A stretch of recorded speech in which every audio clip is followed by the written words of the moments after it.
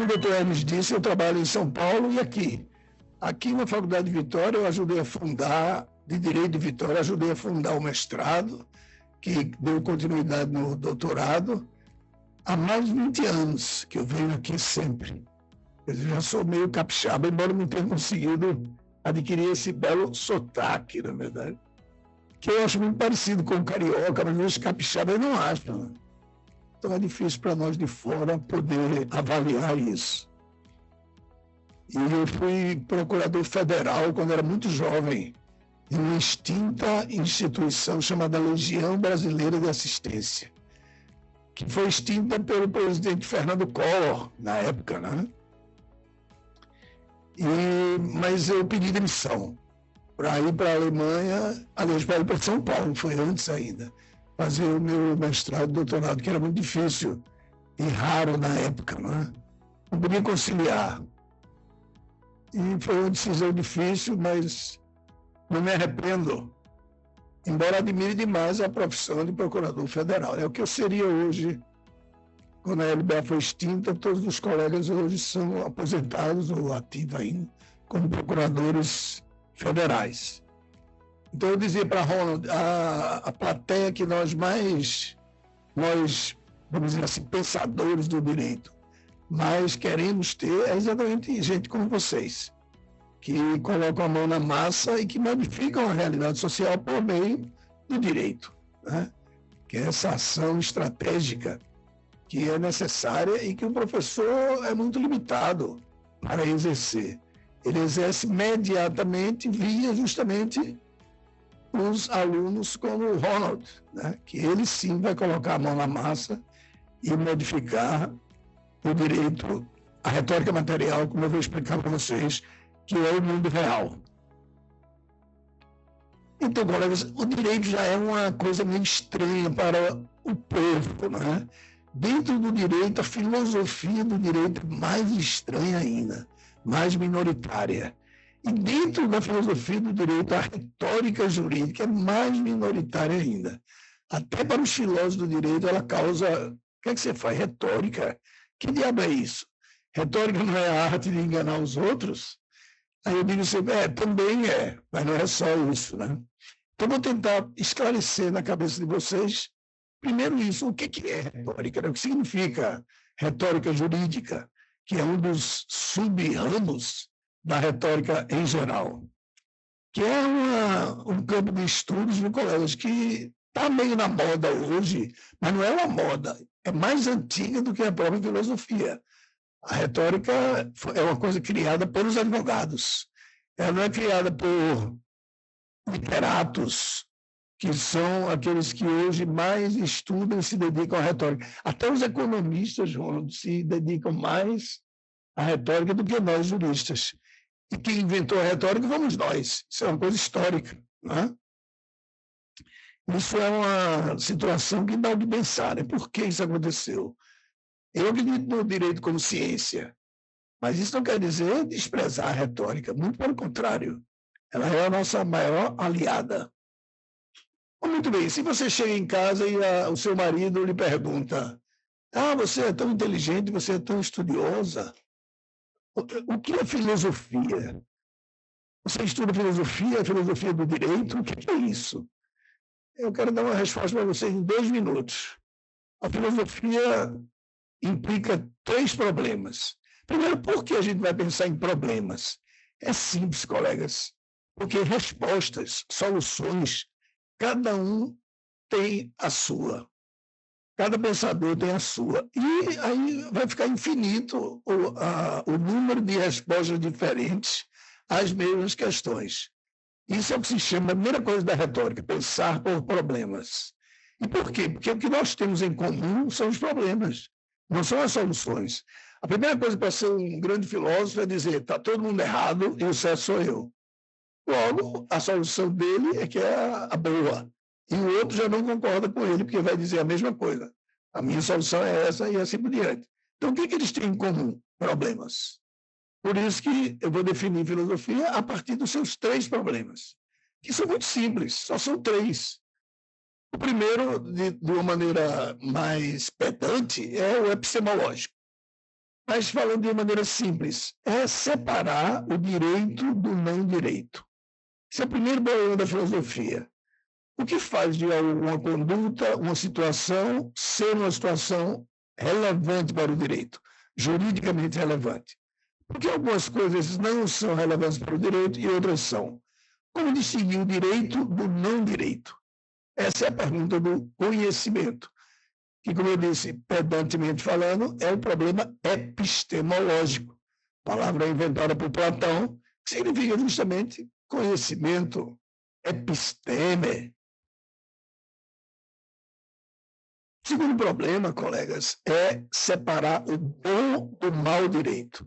Uma vez separado o direito do não direito, eu pego aquilo que é direito e digo, como é que está o bom e o mal? O que separa o bom do mau direito? E veja, por que esse é o segundo problema? Porque para grande parte dos pensadores, que hoje até eu diria são dominantes, esse é um falso problema. Não existe mau direito. Mau direito é aquele que desagrada você, que fere seus interesses. Aí você chama de mau direito. Mas só tem uma questão, separar o direito do não direito, a questão epistemológica. Essa segunda questão, a questão ética, separar o bom do mau direito, é uma falsa questão. O grande representante dessa turma aqui é o grande filósofo austríaco Hans Kelsen, considerado, pela quase totalidade dos autores, o maior filósofo do direito do século XX. Assim como Ihering seria o maior do século XIX, Kelsen é o maior do século XX. E ele diz isso, olha, não existe esse negócio de bom direito e mau direito. Direito é direito. Se ele fere seus interesses, como eu já disse, aí você chama de mau direito. Então, o mau direito é o direito dos derrotados. Quer dizer, aqueles que são, por exemplo, a favor de que os juízes sejam submetidos ao tribunal do júri, como eu estava falando com o Ronald. Vocês sabem que a Constituição diz que os juízes não são julgados nos crimes dolosos contra a vida pelo tribunal do júri. Esse é o que a gente chama em retórica o relato vencedor. É o mundo real. Se você não gosta disso, você acha que o juiz deveria ser julgado pelo tribunal do júri, você é um derrotado. Temporariamente. Você pode continuar insistindo, se unir a outras pessoas e conseguir modificar o direito para inserir, como em qualquer lugar, um juiz na mesma situação do cidadão comum, que no Brasil não acontece. Isso é só um exemplo. Mas se você é a favor da pena de morte, e a pena de morte é proibida no Brasil, salvo aquelas exceções, né? Então você é um derrotado. Se você é a favor do casamento oficial homoafetivo, você é um derrotado. E assim por diante. Mas como o direito muda eternamente, a única coisa perene no direito é a falta de perenidade, né? É a mudança. Então, um belo dia você pode, a sua concepção do que é o bom direito pode se tornar o direito real. Mas, no momento, essa separação, diz Kelsen, é irrelevante. De toda forma, Kelsen é uma minoria. Hoje é dominante. Mas, na história da filosofia, todos os grandes pensadores se preocuparam com essa questão de separar o bom do mau direito. Tanto no centro intelectual, né, europeu, da civilização ocidental, como nas periferias, como o Brasil. Né? Todos os grandes autores brasileiros, Miguel Reale, Goffredo Tales Júnior, Dalmo Dallare, se preocupam com essa questão de separar o bom do mau direito. Esse é o problema ético. Então, primeiro, o problema epistemológico, segundo, o problema ético. E não pense que é só o ministro do Supremo que se defronta com esses dilemas éticos. Qualquer promotor de justiça, qualquer servidor do Ministério Público, qualquer pessoa que trabalha com o direito vai se defrontar com problemas da necessidade de separar o bom do mau direito. Então, a resposta do positivismo é cômoda, mas não sei se é a melhor resposta. E o terceiro e último problema, turma, é o problema metodológico. A gente estuda direito para quê? Veja, não estou falando do trabalho do promotor, que o promotor trabalha com a dogmática jurídica. Ele trabalha, como eu falei, com a mão na massa, que é uma metáfora para dizer que o promotor age sobre o direito. Ele modifica a realidade jurídica. De toda maneira, assim como qualquer pessoa que trabalha com dogmática. O advogado, a juíza, a procuradora. Mas não é disso que eu estou falando. Eu estou falando do conhecimento do direito, né? Do estudo do direito, um estudo científico, acadêmico, descompromissado. Aí o problema metodológico a gente deve estudar o direito para dizer como ele é ou como ele deveria ser. Quer dizer, as posições chamadas de prescritivas, como ele deveria ser, ou descritivas, como ele é. Isso é um debate muito forte no mundo inteiro, né? Habermas chama de perspectiva participante, que é a prescritiva, e perspectiva do observador, que é a descritiva. E ele diz que só é legítima a perspectiva participante, que jurista não pode ficar querendo ser físico, químico, matemático, se distanciando do direito para descrevê-lo, sem participar. Isso não existe. Mas Habermas é apenas um. Kelsen, por exemplo, para voltar ao que eu já falei, é o oposto. Ele acha que o direito é uma ciência, e eu particularmente gosto dessa posição, uma ciência como a física, a química e a matemática, descritiva. Ou seja, o promotor, o juiz, o advogado não fazem ciência do direito. Eles usam a ciência do direito. Claro, ele chega em casa, estuda o que é a diferença entre prescrição e decadência, esses conceitos todos, direito subjetivo, direito objetivo, que ele precisa manejar. Mas quando ele vai trabalhar, ele está trabalhando como um participante. E essa perspectiva descritiva de observador é uma falácia para essa corrente, né? A outra corrente, que é euseniana, diz que não, que a ciência do direito é tão descritiva quanto a física, a química e a matemática. Seriam enunciados como, por exemplo, existe um país chamado Brasil, que tem um Código Penal, em cujo artigo 121 está escrito matar alguém apenas 6 a 20 anos. Esse enunciado, segundo Kelsen, é um enunciado científico. Agora, fulano deve ser condenado a X anos, meses e dias de reclusão. Não é um enunciado científico, é um enunciado participativo, atuante, logo não é ciência. Você vê, sempre nesses três problemas, sempre vocês vão achar respostas inteiramente diferentes. Cada autor tem a sua. Mas como é impossível estudar todos os autores, o que é que a gente faz? A gente arruma em caixinhas conceituais. Por isso que a gente fala em positivistas, pós-positivistas, justnaturalistas, e por aí vai, né? Para tentar agrupar esses ismos, que, como o Ronald adiantou aqui, são tipos ideais. Você nunca vai achar um total positivista, nem um total justnaturalista, sabe? Quando você pega um pensador real, você vai ver que ele tem um lado, ele pende para o positivismo, mas tem alguns aspectos justnaturalistas, sei lá. Kelsen tem um livro, O que é Justiça, que é a maior questão do segundo problema. Lembram? O problema de separar o direito, o bom do mau direito, o problema ético, envolve a separação entre direito e justiça, que Kelsen nega totalmente. Ele tem esse livro, O que é Justiça, para concluir, justiça não é nada. É uma palavra vazia, pouca, sem qualquer sentido. Direito, sim. Justiça, não. Justiça é o direito dos derrotados, né? Quem foi derrotado pelo direito fica reclamando que o direito é injusto. Mas não existe isso de direito injusto. O direito ou é eficaz ou não. E se não é eficaz, não é direito. Muito bem, então são esses os três problemas da filosofia e da filosofia do direito. Separar o que é do que não é, o direito do não direito. Segundo, separar o bom do mau direito. Terceiro, aproximar-se do direito, abordar o direito de maneira descritiva ou prescritiva. Primeira questão, epistemológica. Segunda questão, ética ou usando o jargão filosófico, axiológica, é a mesma coisa.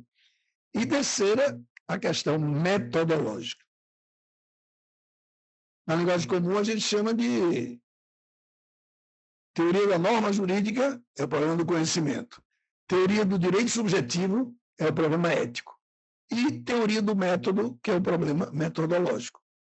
Só para vocês terem um exemplo. Do segundo problema, né, que é o mais palpitante, o problema ético, separar o bom do mau direito.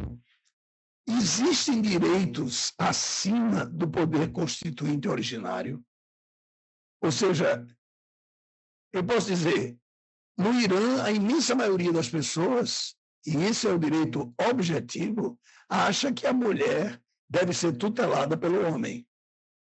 Aí você pode dizer o sistema iraniano é inteiramente injusto, porque contraria a regra. O homem e a mulher são iguais, embora no direito positivo iraniano o homem e a mulher sejam desiguais. Ou seja, se pergunta assim, você acha que existem normas jurídicas acima do poder originário? Todo mundo naquela sociedade acha uma coisa, todos estão errados porque desobedecem a essa norma. Aí Kelsen vai dizer, que arrogância, isso não existe. Não existe nenhuma regra acima do direito positivo, do poder constituinte originário, como ele gosta de chamar. Se você acha que existe, você é um justnaturalista. Ou seja, por que o homem e a mulher são iguais? Porque a natureza do ser humano é assim, o homem e a mulher iguais. Todo sistema que negar isso é intrinsecamente injusto. Veja como é uma briga eterna, né? Isso vem... Esse livro de Kelsen, O que é a Justiça, começa lá nos pré-socráticos e vai até ele próprio. E esse problema nunca vai ser resolvido, né? Sempre quem for derrotado pelo direito positivo vai apelar a outro direito não positivo, que é o direito justo. O problema é, existe isso?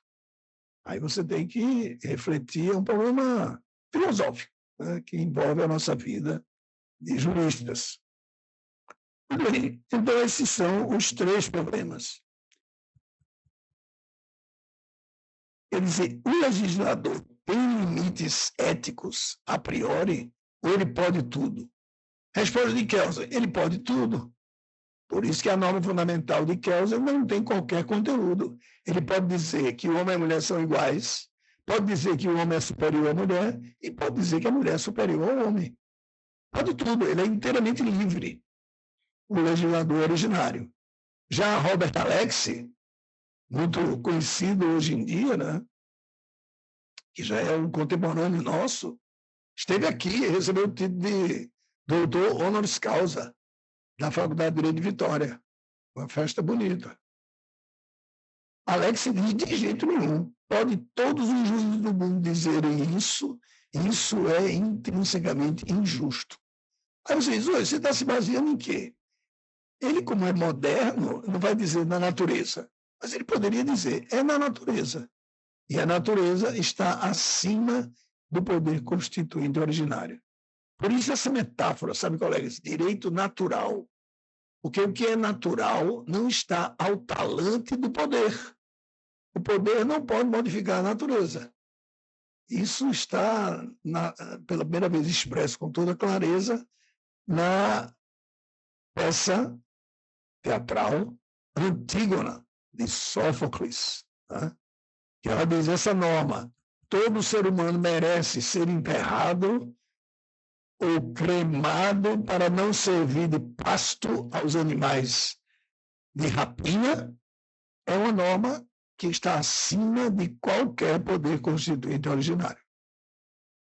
Você vê como o problema é antigo e está na nossa tradição.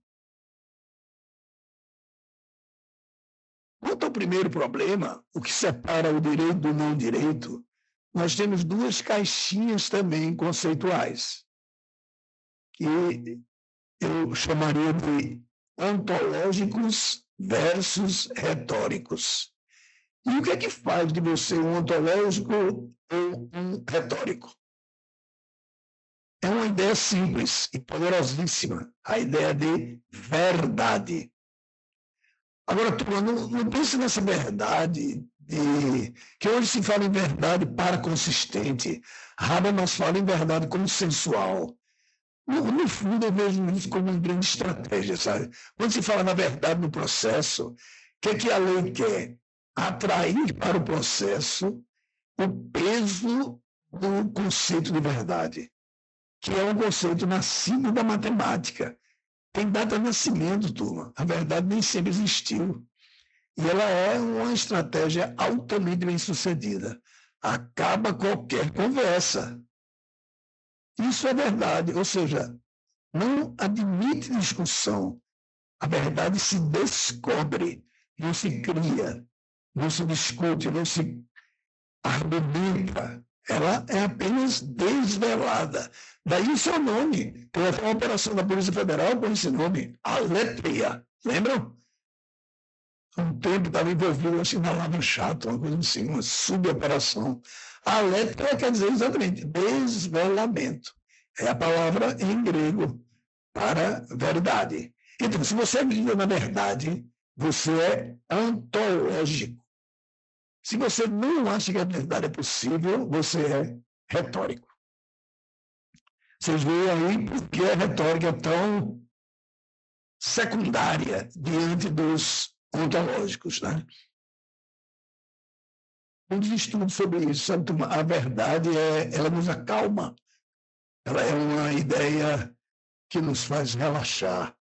Nós precisamos da verdade. É uma necessidade atávica. Pena que ela não existe, não é? E veja que a verdade não é essa verdade meia boca, verdade do processo, verdade consensual, verdade para consistir. Não, verdade é verdade. É um enunciado que não pode ser contestado. Não admite argumentação. Se A é maior do que B e B é maior do que C, logo A é maior do que C. E o que Pitágoras descobriu? Veja, turma, é como o Bertrand Russell e Alfred Whitehead, dois grandes matemáticos ingleses, talvez os maiores do século XX. Eles têm um calhamaço em 10 volumes chamado Princípios da Matemática, Principia Matemática, o nome em latim, né? Eles abordam isso, como a verdade nasceu. Aí ele diz que Pitágoras é tão importante e, ao mesmo tempo, tão nocivo para a cultura ocidental. O que Pitágoras fez? Ele viu que os seres humanos discordam sobre tudo, não concordam com nada. Porém, se A maior do que B, B maior do que C, logo A maior do que C, todo ser humano concorda com isso. Aí ele, olha, aí é que está o cerne da questão. E seus seguidores logo perceberam o quê? Que a natureza parecia também saber matemática. Se eu construo esse prédio aqui obedecendo aos cálculos matemáticos, ele fica de pé. Se eu erro os cálculos, ele cai. Aí, conclusão, o universo sabe matemática. Mas isso não parece ideia de maluco, mas não é não. Não sei se vocês sabem que a NASA acha isso. A NASA acha o seguinte, se houver um baracão inteligente em Alfa Centauro, o Sírio, ele vai saber que o quadrado da hipotenusa é igual à soma do quadrado dos catetos em um triângulo retângulo. Nietzsche faz pouco disso. Ridiculariza essa ideia. Muito antes da NASA, claro. Mas Nietzsche é uma exceção. Por isso que ele é um maldito. A imensa maioria dos filósofos concorda com isso, que os ETs vão saber a mesma matemática que está no nosso código genético. Que isso é uma compulsão para aceitar os enunciados matemáticos. Isso eu sempre reflito sobre isso, eu acho uma loucura, né? Será? Por isso que Pitágoras disse que Deus é o número. Isso não é nenhuma tolice. Se a matemática subjaz a todo o universo, os corpos celestes, os buracos negros, todos supostamente obedecem aos enunciados matemáticos, então a matemática é Deus. O número é Deus, que é a unidade da matemática, né? No discurso de Pitágoras. E aí os espertos perceberam logo que, primeiro, trasladaram a verdade da matemática pura para a física, ou seja, para a natureza. A natureza também fala matemática. E logo apareceu aquele mais esperto, fez o quê? Trasladou da natureza para a ética. Saiu do primeiro problema, solucionou o primeiro problema, dizendo que existia verdade, e passou logo para o segundo. Existe também uma verdade ética. A verdade da ética no direito é a justiça.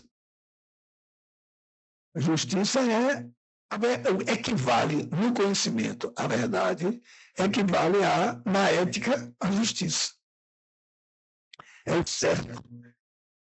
O certo não é uma criação do momento, como os retóricos defendem. O certo está já lá. Você só precisa descobrir, aletheia, desvelar. Esse letos é o rio do esquecimento, né, que havia no inferno grego, que não é o inferno, essa coisa do inferno é muito cristã, né, o diabo do furando e queimando. Não, o inferno grego é o Alzheimer, é o esquecimento. E a maneira de combater o esquecimento é a verdade, o desvelamento, a aletheia. Porque os pecadores e os maus em vida eram mergulhados nesse rio, Letos, que era lá no inferno, no Hades. E o que acontecia com eles? Esqueciam de tudo. Isso era a maior desgraça para o grego, o esquecimento, né?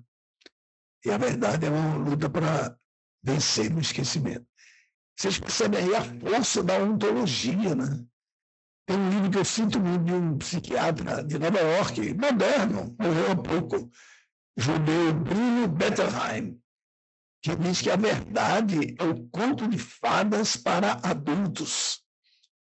A criança gosta quando a bruxa morre, né? Cai da montanha e aí ela vai dormir tranquila, o Branca de Neve é feliz para sempre. Ou a Bela Adormecida, ou todos esses contos, né? Para os adultos, a verdade. Vocês dizem, tem uma verdade, o resultado disso é isso. Pronto, aí o adulto relaxa e vai dormir.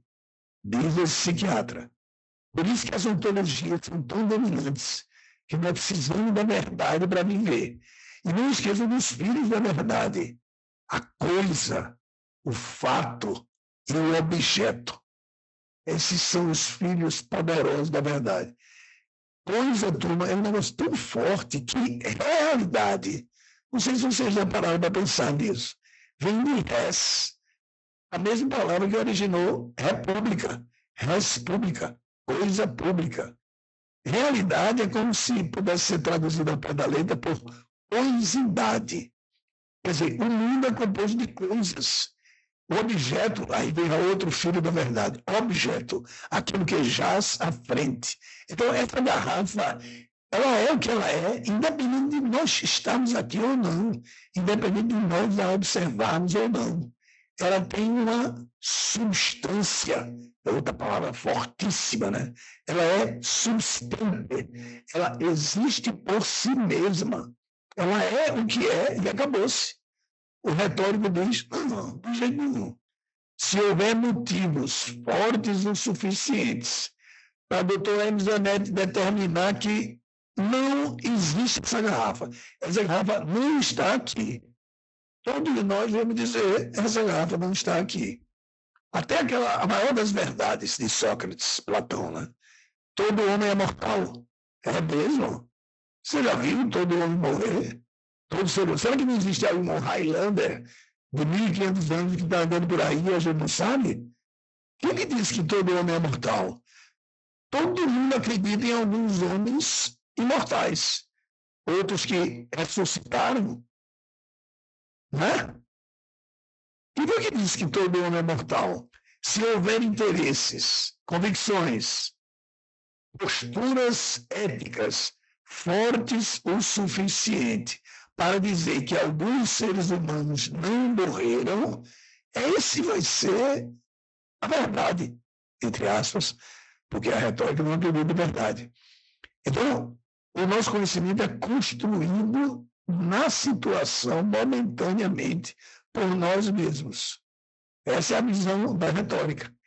E não é à toa que quem inventou isso foi nós, os juristas.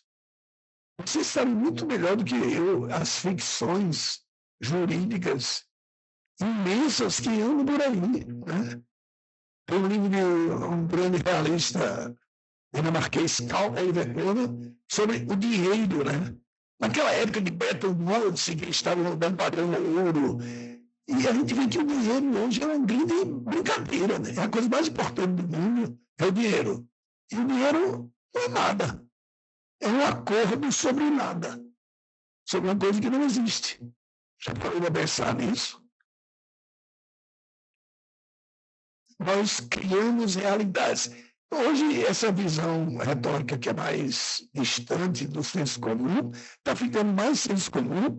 Eu recomendo a vocês, não é sem defeito existir, nem quero, até quero ter defeito, mas recomendo para vocês o Yuval Harari, que virou um best-seller, né? Eu achei o primeiro livro dele, Sapiens, o melhor, depois ele enfraqueceu, mas agora esse último, Nexus, é bom, e é bem retórico. Ele diz que a gente cria o mundo real, exatamente o que a retórica diz há milhares de anos. Que parece uma coisa estranha para o senso comum, mas não é. Não é. Se você ler, refletir, realmente é mais distante do senso comum do que a ideologia, ou seja, verdades, fatos, objetos, coisas. A gente chama o mundo real de real. Vê que loucura! Como se fosse o mundo é feito de coisas. Isso é uma invenção do Platão. Tudo isso, colegas, tem data de nascimento. Quando você estuda a história das ideias e você vê como as ideias nascem e são criadas pelo ser humano, você tende a acreditar menos nelas, sabe? Por exemplo bem fora do que a gente está falando, o celibato clerical. O fato de o padre católico não poder casar. Foi Deus que mandou isso. Jesus não tinha namorada, não. Era virgem. Então foi o único judeu de 33 anos que morreu virgem. Foi ele. Eu não havia isso. Né? O início da vida sexual, os estudos históricos mostram, era muito cedo. Como é que você vai acreditar que o celibato é um comando divino se você sabe o ano que ele nasceu e quem inventou ele? E por que os católicos cultivam o celibato e os outros cristãos não? E as outras religiões menos ainda. Isso é apenas um exemplo. Né? Como é que você pode acreditar que é ontológica a distinção entre prescrição e decadência? O que é uma família? Veja, essa união de pessoas do mesmo sexo é uma entidade familiar? Quando saiu o Código Civil, em 2002, o Supremo avaliou essa questão. Resposta: não é entidade familiar. Apenas 9 anos depois, em 2011, o mesmo caso concreto, pessoa do mesmo sexo, a mesma legislação, que embora o Código Civil e a Constituição tenham sido emendadas nesses 9 anos, essa parte referente à entidade familiar não sofreu nenhuma notificação. Resposta do sistema, no caso do Supremo Tribunal Federal. Isto é entidade familiar. Então, o que é família? Família é alguma coisa, uma realidade. Não, é uma construção retórica do momento. É o que eu gosto de chamar de relato vencedor, ou narrativa vencedora. É uma palavra que está na moda hoje. Como eu disse a vocês há pouco, retórica está na moda. Mas não é uma coisa da moda, como desconstrutivismo e decolonialismo. Não. Retórica é uma coisa velha. Muito, muito, muito velha. Mas vai e volta, né? Teve gente que morreu por causa de retórica. Outros foram castrados. Que ninguém convence, viu, Marília, que Abelardo foi castrado, tudo bem que ele namorou uma paroquiana, a sobrinha do bispo, pecado mortal, mas também porque ele era um retórico, né? O bispo não gostava dele. Ele tem um livro Sim e Não, porque ele coloca as grandes questões da religião e dá uma resposta sim, uma resposta não.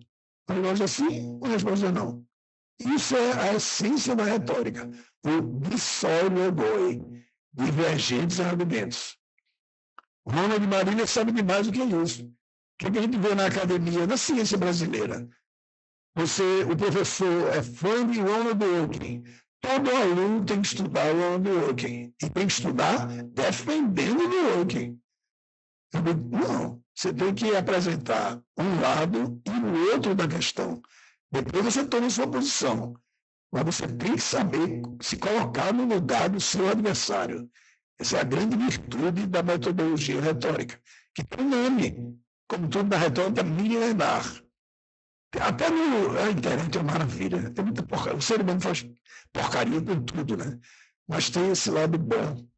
Você consegue esse texto grego em tradução em inglês, alemão, francês, chamado Dissório Boy, exatamente, divergentes argumentos, que é uma criação dos sofistas, que Platão e Aristóteles abominavam. Mas Platão e Aristóteles se tornaram dominantes por quê? O próprio mérito deles, Platão quase foi morto tudo quando ele era velhinho já, por um ex-aluno dele que ele queria doutrinar, e o cara mandou prender ele e ia mandar matar. Quando ele foi pagar um resgate, ele foi salvo e morreu de velhice. Graças a Deus. Mas ia morrer, sei lá quando. Talvez como seu mestre, com Cicuta, né? Como Sócrates. Mas Platão e Aristóteles se tornaram o que se tornaram por conta da Igreja Católica, da Santa Madre Igreja. E o direito ocidental é filho da Santa Madre Igreja. Os protestantes nunca tiveram força nos católicos, porque já nasceram meninos. Justamente por isso, né? Protestante. Não tem aquela unidade, aquela uniformidade rígida que o catolicismo tem. Por isso nunca foram tão importantes quanto os católicos. Eu não estou defendendo nenhuma seita, sabe? Nenhum lado da questão. Mas os católicos dominaram a cultura durante mais de 1000 anos, né? Quando os protestantes apareceram, já não tiveram força, porque viviam brigando. Calvino, Henrique VIII, Lutero, né, que foi o primeiro. Aí, cada um nasceu a democracia. Cada um pode pensar pela própria cabeça. Por isso que eu prefiro os protestantes, se vocês perguntarem a minha opinião, aos católicos, né? Porque o protestante não depende tanto da autoridade. Mas isso seria outra conversa nossa, a evolução da religião como meio de direito. E aí, turma, o desprezo pela retórica e a exaltação da ontologia vem de Platão, que, segundo Hannah Arendt, a grande filósofa judia alemã, é o ser humano mais importante que já pisou na face da Terra. Eu gosto dela porque ela é bem exagerada, né? Não tem meio termo. E ela diz isso. Platão é o cara mais... Você põe qualquer pessoa analfabeta no meio da rua, chama, se fizer as perguntas certas, você vai ver que aquele é um platônico. Todos somos platônicos. Não precisa saber quem foi Platão. Ele está na nossa alma, sabe? Na cultura, assim, do jeitinho do cristianismo. Ninguém escapa. Eu tenho uns alunos, eu sou ateu. Que ateu? Só dizer que é ateu já mostra que é cristão. Todos somos cristãos, queiramos ou não. Isso se chama cultura, sabe, turma? Ninguém escapa da cultura, ninguém escapa. E se você odeia o cristianismo, você é cristão. Não tem para onde correr. Não escolha. Isso tem uma história longa de 3.000 anos, antes do cristianismo. O cristianismo é tão importante para o direito que, se você quiser olhar o cristianismo de fora, você tem que voltar para antes do cristianismo. Porque depois de Jesus, todo mundo é jesuíta. Todo mundo. Mas uma hora diz que Platão é mais importante do que Jesus, porque Jesus não teria existido sem Platão. E Platão existiu sem Jesus, porque é antes de Jesus, né? Quando Jesus nasceu, ele já tinha morrido a tribo. E o que caracteriza a igreja, logo a religião e logo o direito com o qual nós trabalhamos, é esse desprezo pela retórica. Mesmo nós juristas que inventamos a retórica, esquecemos que inventamos a retórica. Que a retórica tem data de nascimento e a gente sabe quem criou, quem foram os primeiros retóricos. E eram o quê? Advogados. Ainda hoje nós temos fragmentos desses advogados, que primeiro eram advogados para ganhar dinheiro e resolver o problema. Aí foram se sofisticando, estudando mais, aprendendo com os filósofos pré-socráticos, e se tornaram o quê? Os sofistas. Talvez o grupo mais ignorantemente hostilizado, né? Eu contei para a Roma de Marília, eu estava uma vez num debate no Rio de Janeiro, já faz uns 10 anos, nunca me esqueço, com um desembargador. Não é que todo desembargador seja assim, mas aquele, ele tinha o rei da barriga. E aí ele chegou bastante para mim, ficou meio chocado com a minha fala, e disse, mas o senhor é um sofista patético. Aí eu disse, muito obrigado, pena que o senhor não sabe nem o que é sofista nem o que é patético, né? Porque isso é um grande elogio. Sofista quer dizer sábio. E patético é quem domina as emoções, as próprias e as alheias, né? Que é uma coisa que só o viver traz, né? Só a experiência. Ou seja, coisa de velho. Por isso que filosofia é coisa de velho, turma. Depende de páginas lindas. Como é que um jovem pode ser um grande filósofo se demora 5 anos para ler Kant? Mais 5 para ler Platão, mais 5 para ler Aristóteles? Não é como você tem apenas 30 anos. Por isso que não há nenhum filósofo jovem. Todos são velhos. Quem morre jovem não é filósofo. Os matemáticos, o auge deles é com 20 anos, 22 anos, é como jogador de futebol. Né? O filósofo é um jogador de xadrez. Quanto mais velho, melhor. Né? Isso eu aprendi com o Miguel Real, e hoje que eu estou velho, eu vejo que ele tinha razão. Né? Por isso que tudo que eu quero é ficar mais velho. Que aí você fica melhor filósofo. Né? Vai lindo mais. Conversando com os mortos, que essa é a grande coisa do texto. É você conversar com os mortos. E a filosofia é tão complexa, colegas, porque ela não... Uma nova ideia não substitui a anterior. Ela vem e fica ao lado da anterior. Aumentando, está cada dia mais difícil você estar por dentro dos pensadores. Um grande jurista, eu soube depois, né, Bruce Ackerman, que é um constitucionalista vinculado ao nosso Luiz Roberto Barroso. Aí eu estava em Minas Gerais e um jovem estudioso disse, professor, o senhor conhece Bruce Ackerman? Eu disse, desculpa a ignorância, mas não conheço. Aí o menino ficou desapontado, assim, como é que esse cara nunca ouviu falar de Bruce Ackerman? Nunca me esqueci, agora eu já ouvi falar. Mas não tem tempo de ler, eu perguntei a ele na hora, né? E você já leu Hobbes? Aí ele, não, veja, Hobbes ficou na história. Será que Bruce Ackerman vai ficar? A gente não pode dizer. A não ser que ele fique como mestre de Barroso. Eu não sei se Barroso vai ficar na história, mas que ele agora saiu, deixou de ser gente, né? Passou a ser um cidadão comum. Quando seu filho vai estudar astronomia, ele não, quando ele entra na universidade, ele não vai pegar as obras de Ptolomeu, ou pior ainda, de Aristóteles, que diz que a Terra é perfeitamente redonda e que ela é parada no centro do universo e todos os astros giram em torno. Isso é ridículo. Só quem lê Aristóteles, a astronomia de Aristóteles, são os historiadores das ideias. Mas do ponto de vista da ciência astronômica, Aristóteles é sério. totalmente errado em tudo. Aí os seus filhos já começam de Einstein, Heisenberg, Niels Bohr, né? Esse povo, o que passou. Na filosofia, não. Uma ideia antiquíssima dos pré-socráticos. Por exemplo, aquela que não existe diferença entre conhecimento e ética. Que as suas atitudes morais são provocadas por reações químicas no seu corpo. É uma ideia pré-socrática. Também, agora está ressuscitada. Ressuscitada não, que ela nunca morreu. No MIT, Massachusetts Institute of Technology, que é uma das escolas mais famosas. Lá eles desenvolvem experimentos de laboratório com direito. A diferença de dor e culpa, por exemplo.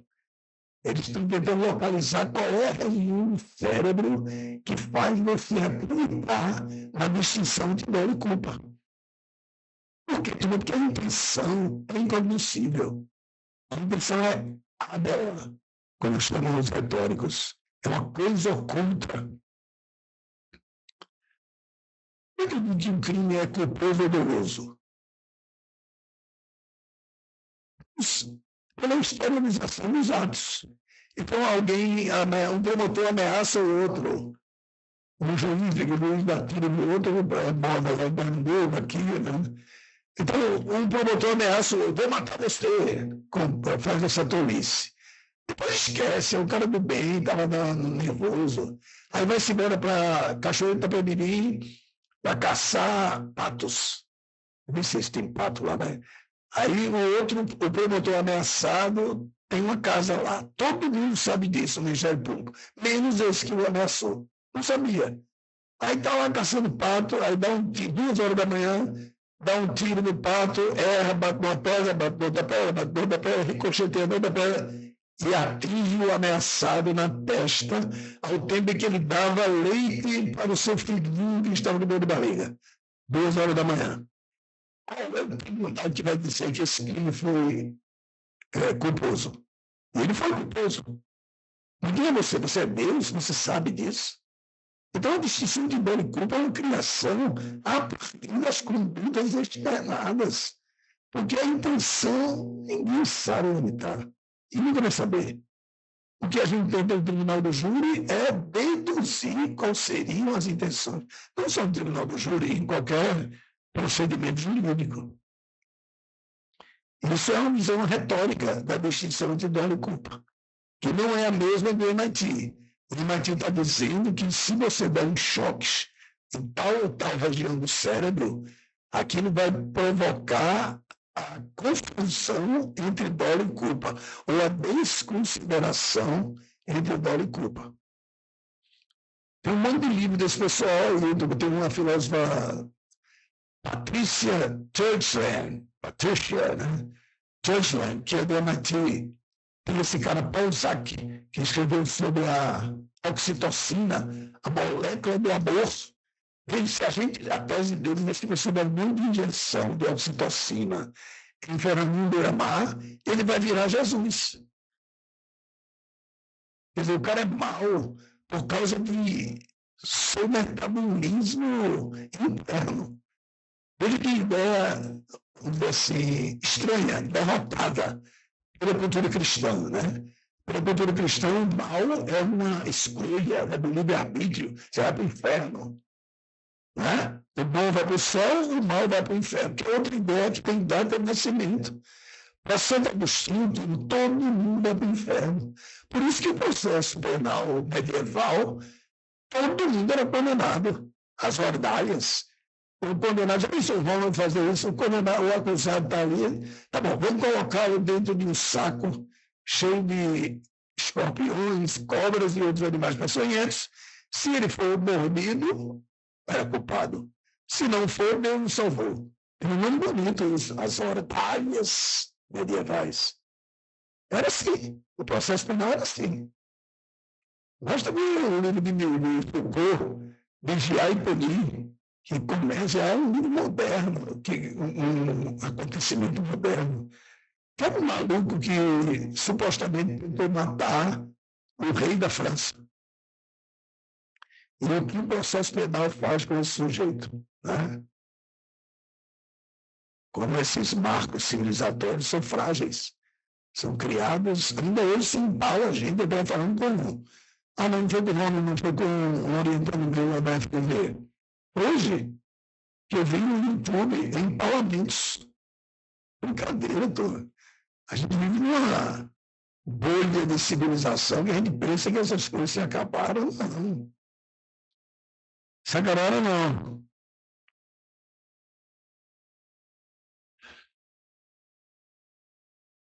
Mas o que nós, juristas, criamos? Essa maneira de responder a esses três problemas que nós chamamos de dogmática jurídica. E assim eu caminho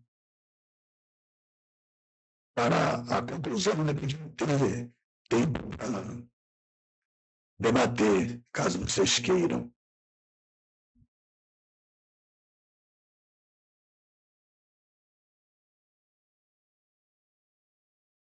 Antes disso, eu queria falar com vocês. Tem uma definição de retórica.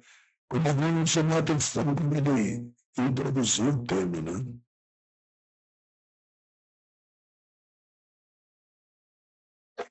Então, tem um retórico chamado Sextos Empíricos, do século II depois de Cristo, cujos livros todos têm título contra. É o famoso Cérebro contra. Contra os retóricos, os próprios retóricos, embora seja retórico. Contra os retóricos, contra os gramáticos, contra os matemáticos, contra os magistrados, contra tudo. Cada livro dele tem esse nome. Eu esperei disso para colocar para vocês a definição do que eu acredito ser retórica. Então, em primeiro lugar, contra os ontológicos, aqueles que acreditam na verdade. Quer dizer, quando o ontológico gosta da retórica ou tolera a retórica, ele diz: retórica é a arte de falar bem, com charme e sedução para persuadir no discurso. Retórica é beleza. Quando ele não gosta da retórica, ele diz: retórica é safadeza. É enganar os outros. Então, contra os ontológicos, retórica nem é somente beleza e sedução, nem é somente enganação, embora ela seja também isso. Ela também serve para isso. Uma vez o pai de um aluno, eu sempre dei aula para o primeiro período, sabe, turma? Quer dizer, fora mestrado e doutorado, eu gosto dos mais experientes, mas também gosto das crianças. Gostava de dar aula para quem está começando no zero, nunca tinha ouvido falar na expressão norma jurídica. E dar aula para esse povo é um desafio, né? Aí o pai do aluno chegou para mim: mas doutor, não sei o que é que me falou na hora de jantar, sei lá, na mesa para a família. O senhor está ensinando safadeza ao meu filho? Espera aí, eu estou ensinando seu filho a não ser enganado pelos safados. Porque para você não ser enganado pelos safados, você tem que saber o que é safadeza, né?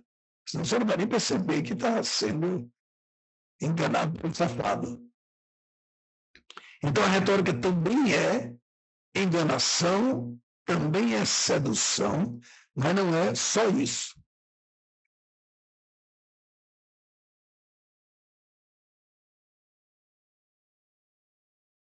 Então, esse seria o primeiro postulado, contra os ontológicos.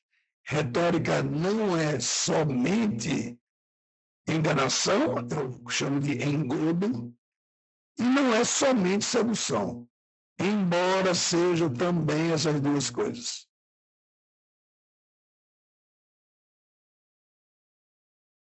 O Aristóteles é tão importante que ele pegou a retórica dos sofistas e reduziu a persuasão.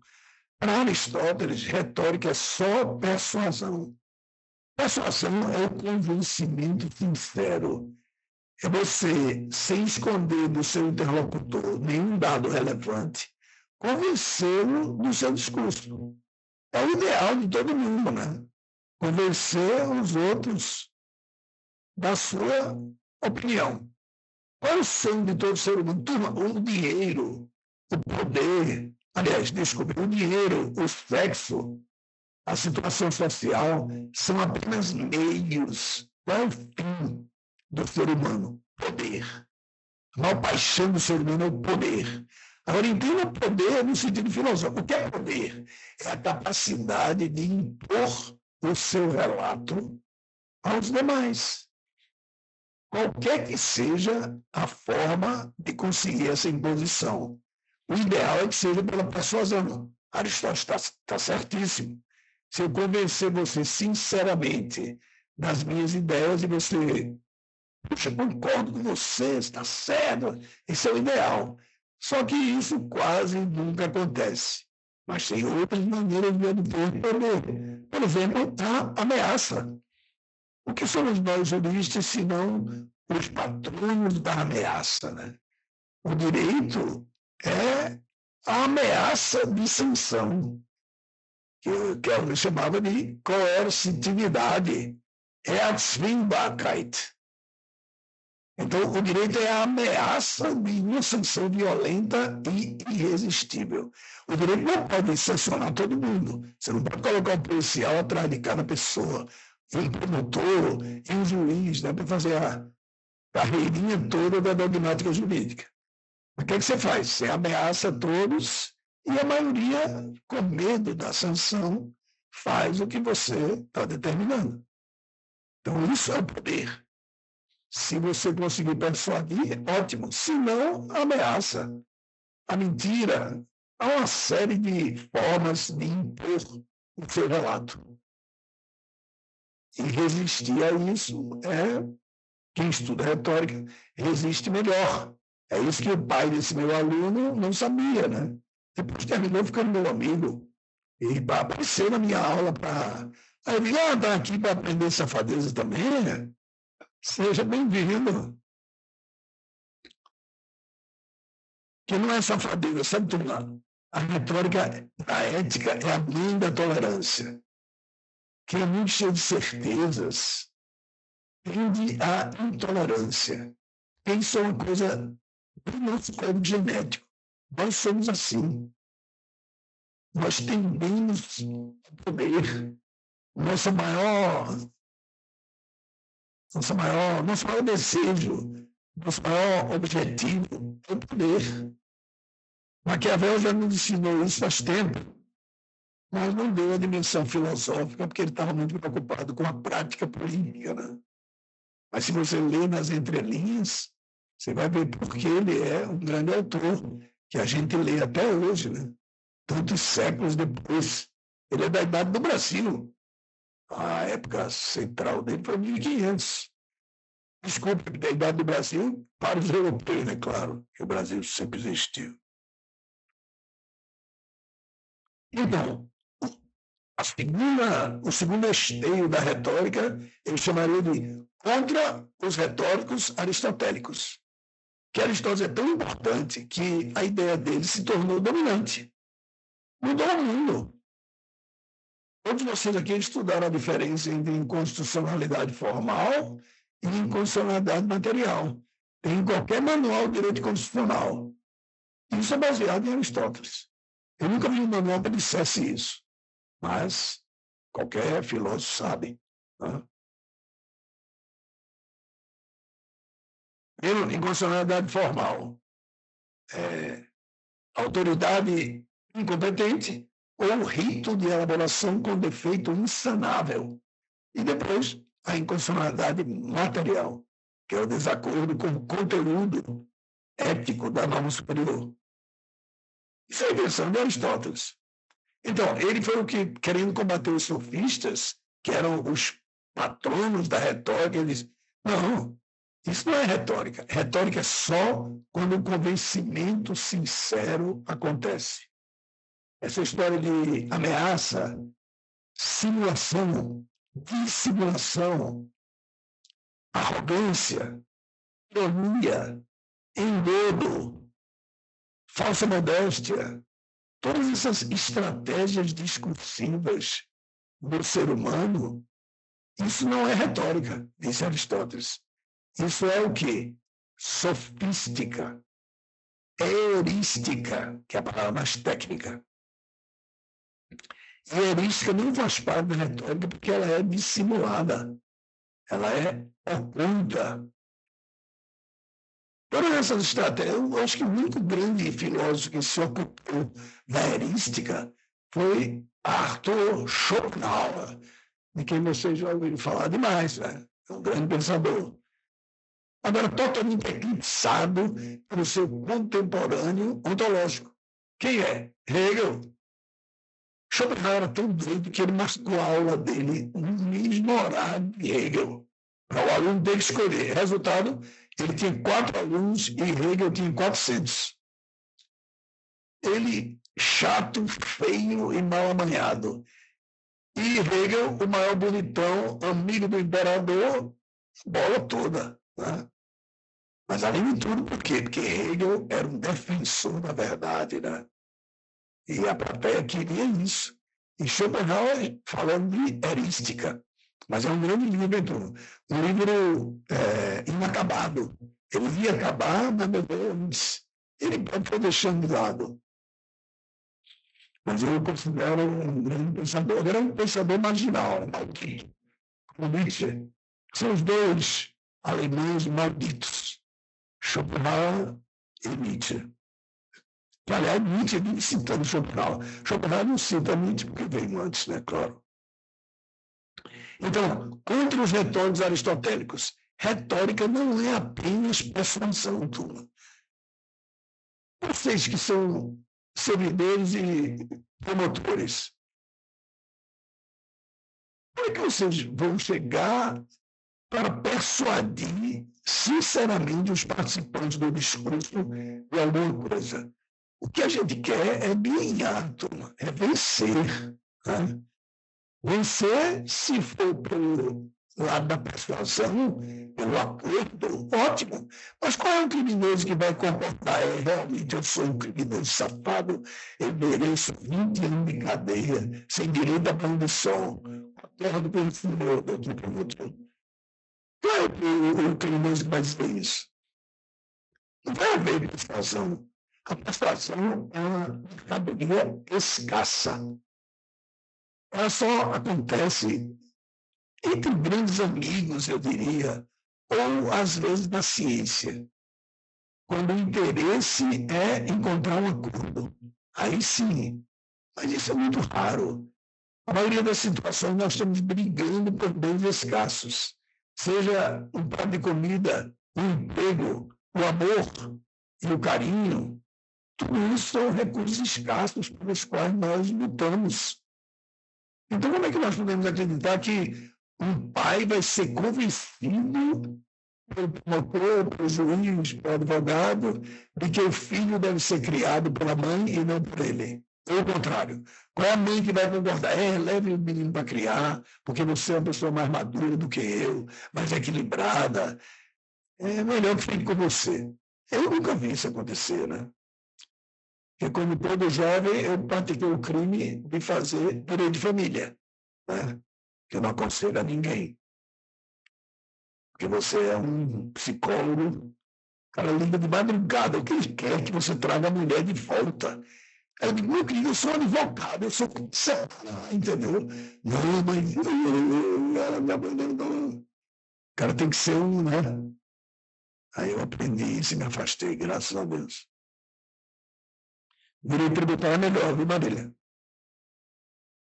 Paga melhor e não tem tanta emoção, né? Porque direito de família é muita emoção. Você cansa a alma, né? Bom, primeiro ponto, os ontológicos. Retórica não é apenas enganação e sedução. Depois, contra os retóricos aristotélicos. Retórica não é só persuasão, mas é também isso, hein, turma? Ela é tudo isso. O ideal é a persuasão, claro. Só que, como eu disse, as condições da persuasão são tão escassas que dificilmente você consegue. Tem muita coisa no caminho. A vaidade, os interesses, a luta por recursos insuficientes para todos, que é a nossa condição, né? O ser humano, quanto mais você satisfaz, mais ele quer. Tem estudos psicológicos e psiquiátricos sobre isso, né? Nossa eterna insatisfação. Se resolver comida para todo mundo, aparecem outras necessidades. Aqui ninguém briga por comida, mas já houve muitas guerras por comida, né? Se você tem comida, você vai achar outro motivo para brigar. Porque isso é humano, demasiadamente humano. E, finalmente, contra tudo e contra todos, retórica é uma forma de fazer filosofia, uma concepção do mundo e do direito. E que concepção? Que acha que filosofia não é a busca da verdade, mas é a busca da sabedoria, porque a verdade não existe. E diz que com os malucos, na etimologia da palavra, para mim, Platão foi que disse que filosofia era a busca da verdade, mas não conseguiu inventar a palavra, que nunca apareceu, que seria filoaletheia. Não existe isso. Em português, eu digo que a gente chama de filoaletheia. Filoaletheia é uma... Como é que você estuda? Estudo filoaletheia. Não sei dizer filoaletheia. Não, filosofia, todo mundo sabe. Sofia quer dizer sabedoria, não quer dizer verdade. E a retórica é sabedoria, né? Até os ontológicos concordam com isso. Até os inimigos da retórica. E retórica é uma forma de sabedoria, mas é uma forma, como Platão dizia, desprezível, porque a sabedoria de verdade é a busca da verdade. Aí é a filosofia. A filosofia, sim, é a busca da verdade. A retórica é uma coisa secundária, quando a verdade não é possível. E pense em quantas questões importantes na nossa vida, inclusive o direito não está sujeito à ideia de verdade, embora fale na verdade do processo, que é uma expressão até engraçada, né? Como se o processo fosse capaz de chegar à verdade. Isso não existe, né? Nem a ciência é capaz de chegar à verdade, quanto mais o processo eivado de prazos, interferências, influências, ignorâncias, ficções, que são incompatíveis com a ideia de verdade.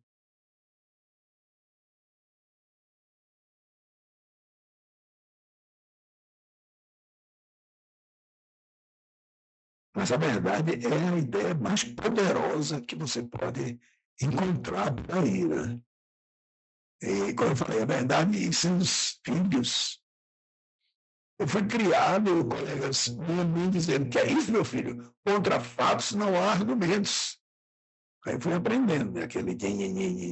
O que dizer essa frase? Espero que você seja tola o suficiente para que a minha interpretação do mundo seja a única possível.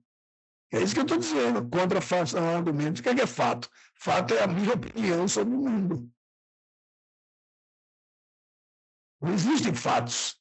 Existem relatos dominantes sobre o mundo que você consegue transformar numa verdade, como o conceito de entidade familiar. Mas ressuscita aí uma... Miguel Reale, não precisa nem... Miguel Reale, que morreu recentemente, se ele visse o que é entidade familiar hoje, ele ia cair para trás. Né? Ele acharia um completo absurdo. Né? Sistema de cotas, essas coisas de justiça que nos parecem óbvias. Não são, não. Nada disso é óbvio, né? Aliás, eu acho que não existe nada óbvio, a não ser a falta de obviedade. Então, veja, para a retórica se compõe de persuasão, que é o convencimento sincero, e heurística, que é a enrolação, as estratégias discursivas de que nós lançamos mão na vida. Então, veja, a igreja, seguindo Platão, além de desprezar a retórica como forma de conhecimento, problema número 1, lembram? ainda ignorou a retórica no problema número 2. Ou seja, retórica não só é incapaz de chegar ao conhecimento, como é uma coisa do mal. Tudo que é erística é do mal. Então, hipocrisia. Se alguém chama você de hipócrita, você fica ofendido, né? Como o caso do desembargador que eu mencionei. Sofista. Você é um sofista. Você devia dizer, muito obrigado. Oh, que honra, obrigado, amigo. Você é patética. Oh, obrigado. Isso, hipócrita. Tudo, a hipocrisia é a coisa mais maravilhosa do mundo. Você chega para a pessoa, como vai? Aí o cara, tudo bem, aí você, como para dizer tudo bem, seu alienado, com esse filho de miséria, esse país desigual, você é um canalha. Não, você tem que dizer tudo bem, porque quando o cara pergunta tudo bem, ele não está querendo saber se está tudo bem. Aristóteles, que não era metido a não ser hipócrita, ele diz: a beleza é um atributo exclusivo da juventude. Aí vem minha mulher, com quem eu sou casado há 50 anos, como estou, meu bem? Aí eu vou ser Aristóteles? Você não sabe que quanto mais velha você fica, pior. A beleza é uma coisa da juventude. Não, vou dizer, cada ano que passa você está mais linda, maravilhosa, além da sabedoria. Isso é uma pessoa sábia. Porque é sábia, porque é hipócrita. A hipocrisia é uma coisa do bem, não é uma coisa do mal. A verdade é que é uma coisa do mal. Primeiro que a verdade não existe. O que é que existe? A sinceridade. Essa existe. Mas quem é que está atrás de sinceridade? Quando eu lhe pergunto, está tudo bem? Eu não estou querendo sinceridade. Uma festa, como é que está tudo bem? Eu fico 70 anos, estou cheio de mazela, dou aqui, dou ali, a idade do condor. Ninguém quer ouvir, isso é um velho chato. Além de velho, é chato. Você tem que ser hipócrita. Tudo bem, claro que está tudo bem, rapaz, barará, e assim. A gente vai levando a vida. A modéstia, né? A falsa modéstia. A Schopenhauer diz, né? Toda modéstia é falsa. Toda. Porque ou você é burro, ou você está falsificando a própria modéstia. Então, ninguém gosta, eu sou o maior, eu sou o danado, eu passei em primeiro lugar no concurso promotor, você passou em terceiro, eu sou promotor melhor do que você. Quem é que vai gostar de um cara desse? Ou de uma mulher dessa? Então, isso foi um grande papel da igreja, que, aliás, é extremamente hipócrita, né? Mas era pregar contra o que ela mais fazia.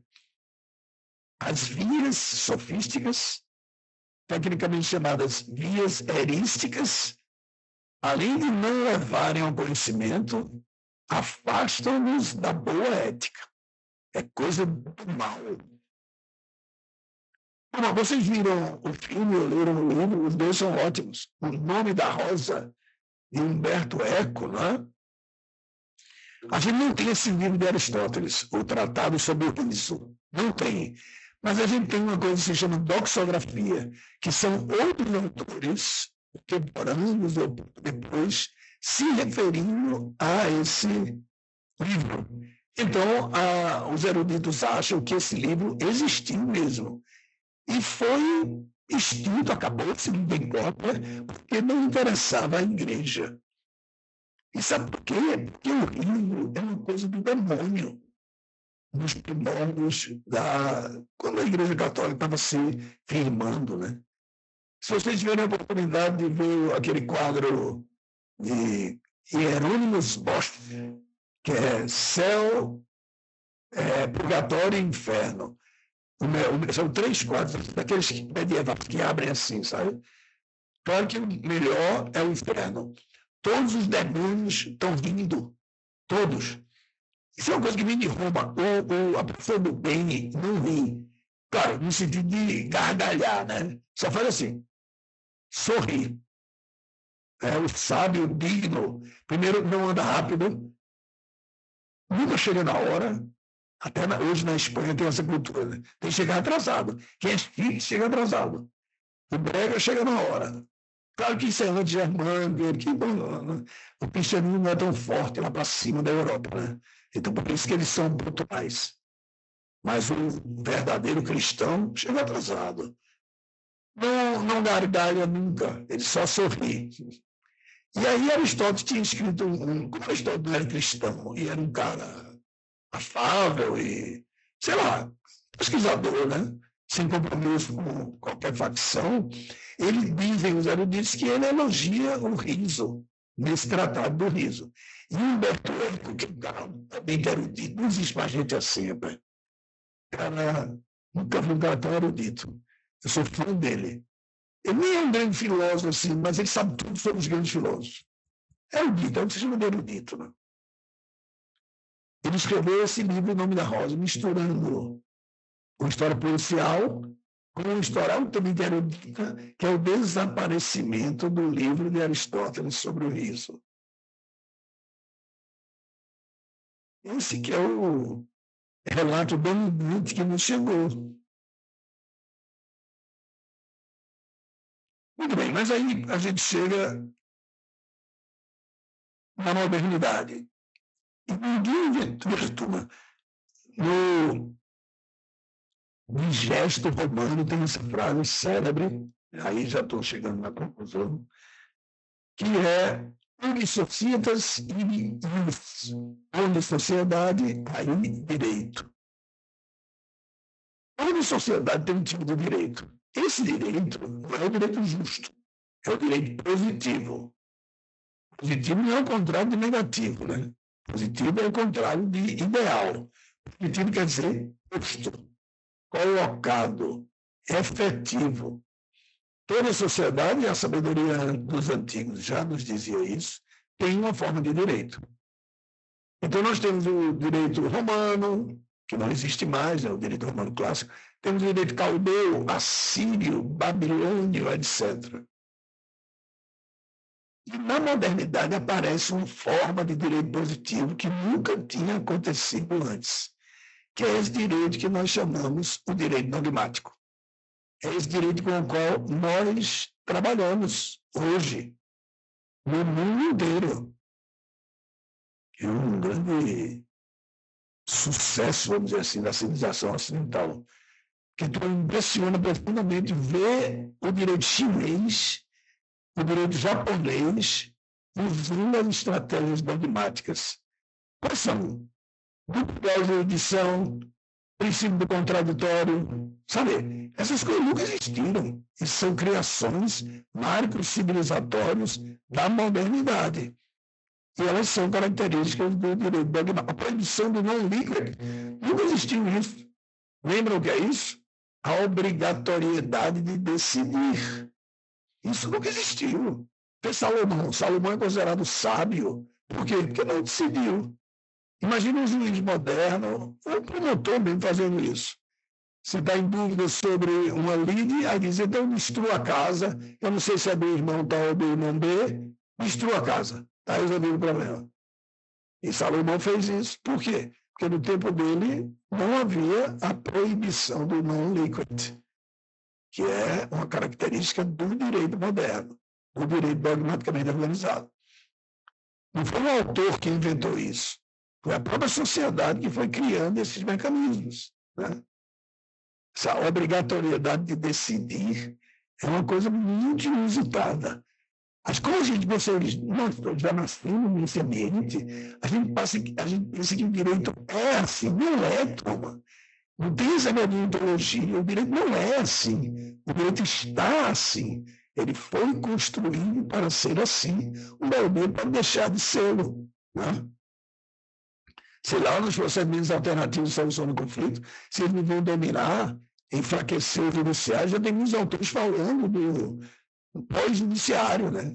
O legislador já não vale mais nada, né? Friedrich Miller diz que o legislador só faz o texto, ele não faz a norma jurídica. E o texto, professor? O texto é 10% da norma jurídica. E olha lá, ele está falando da Alemanha. Se fosse no Brasil, era 0%. Né? Porque quando os interesses são fortes o suficiente, o texto passa a não valer absolutamente nada. Não é? Como a gente vê aí em tantas decisões paradigmáticas. E a dogmática tem esses pregs, não dá para a gente falar aqui sobre tudo, né? Validade, vigência, São conceitos cruciais do nosso trabalho, que nunca foram. Então, um argumento numa lide positiva hoje em dia, ele não vale porque é provado em laboratório, porque é justo. Os juristas só ouviam falando em justiça. Lá no Congresso só se fala em justiça. Agora, quando vai advogar, justiça zero. Direito positivo, 100. Quem vai aceitar esse argumento? Não decida assim, não, porque isso é injusto, como Alex diz, como é? Insuportavelmente injusto. Não é direito. Aí, professor, que diabo é insuportavelmente injusto? Ele se baseia no seu mestre, Gustav Hadamard, que era um ponto de vista que conviveu com o nazismo, os horrores, ficou doido de ver aquilo e virou um radical justnaturalista. E criou essa fórmula. O direito insuportavelmente injusto não é direito. Que, com todo respeito, é uma frase que não quer dizer nada. Então, por que se chama dogmática? Terminando mesmo, turma, pontualmente. Qual é o dogma da dogmática? É simples. Um argumento não vale por ser justo, por ser racional, por ser provado em laboratório, comprovado pela ciência, não. Ele vale só e na medida em que toma por base as normas jurídicas. Para falar mais tecnicamente, as fontes do direito positivo. Lei, jurisprudência, até costume. O que é que você faz quando você vai entrar numa linha dogmática?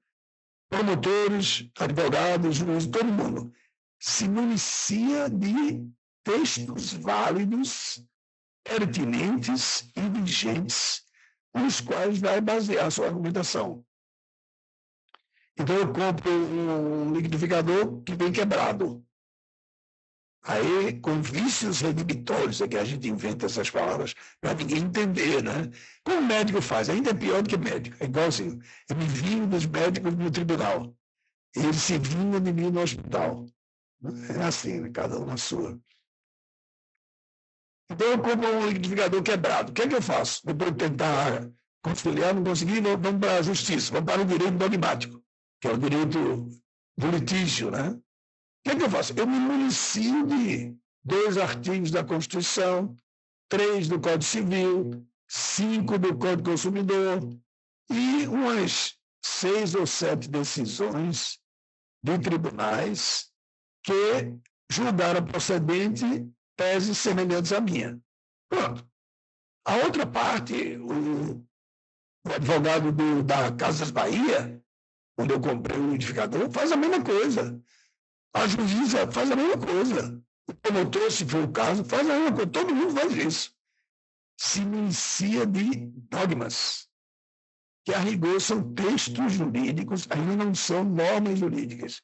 Só no final do processo é que esses textos se transformarão em normas. Quando a conversa acabou.